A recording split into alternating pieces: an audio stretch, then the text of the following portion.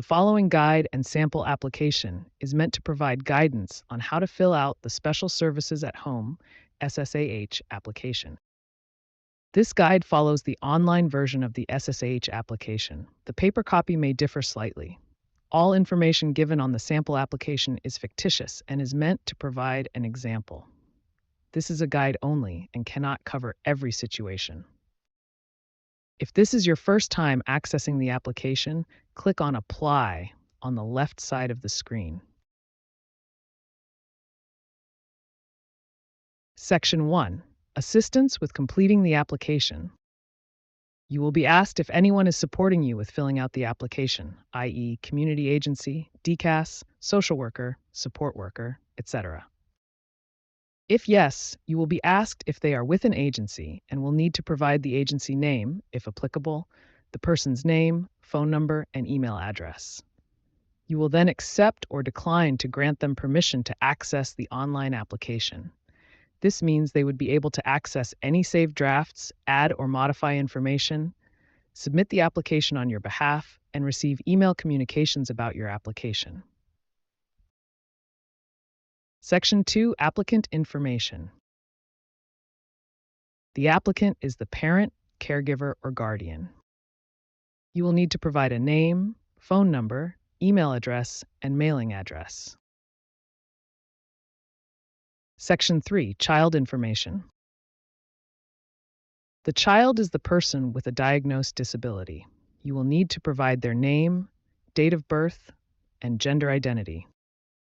If the child is currently residing or will be residing in a hospital, institution, and/or group home, you will need to provide the following: planned admission date, planned discharge date, additional details such as the name of the hospital, institution, or group home, and the reason for admission. You will need to indicate whether the child has the capacity to provide informed consent to the collection, use, and release of their personal information and personal health information. Capacity means an individual is able to understand the information that is relevant to deciding whether to consent and appreciate the reasonably foreseeable consequences of giving, withholding, or withdrawing the consent. In many cases, the child will not have capacity due to age and/or cognitive ability. If the child does have capacity, you will be required to attest that the child has provided their consent before you submit this application. Section 4. Alternate contact information. You may choose to list an alternate contact. An alternate contact is anyone you would like to be contacted or someone to access the child's application file. This can be another parent, guardian, family member, or family friend.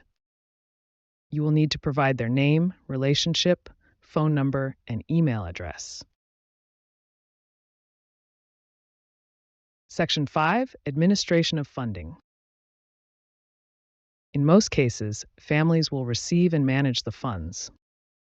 Because SSAH is a reimbursement-based funding, meaning families pay out of pocket, submit receipts, and are reimbursed the costs, some families may opt to have any agency that will receive and manage the funds on their behalf through brokerage. You can ask your local regional office for a list of agencies in your area that offer this service. Section 6. Strengths, Interests, and Goals. Part A. Strengths and Interests. You are asked to describe the child's strengths and interests. Consider what they enjoy doing and things they excel at. Do your best to keep this positive. Some examples include being adventurous, energetic, loving, funny, loves video games, enjoys playing outside or with friends, loves music, enjoys playing with Lego, etc. Goals. You are asked to describe the goals you wish to achieve for the child by utilizing this funding. You may want to review the list of eligible expenses to get ideas of how the funds can help your child, which can be found on the Ontario website. Section 7. Areas of Support.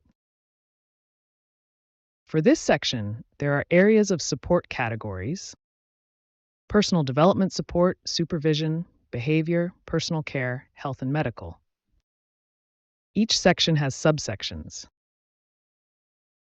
You will use the drop-down menus to select each subsection that applies to your child. Then select how often support is required. You are also able to add comments explaining the support provided. Support can come in many forms: prompting, verbally, physically, etc. If your child does not require support in this area, check the box "Not applicable." Section 8, Family Situation. This is a list of circumstances that increase complexity. Read the list and select any applicable situations.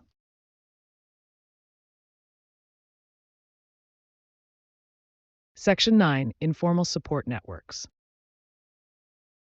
Using the drop-down menu, indicate how much informal support you have.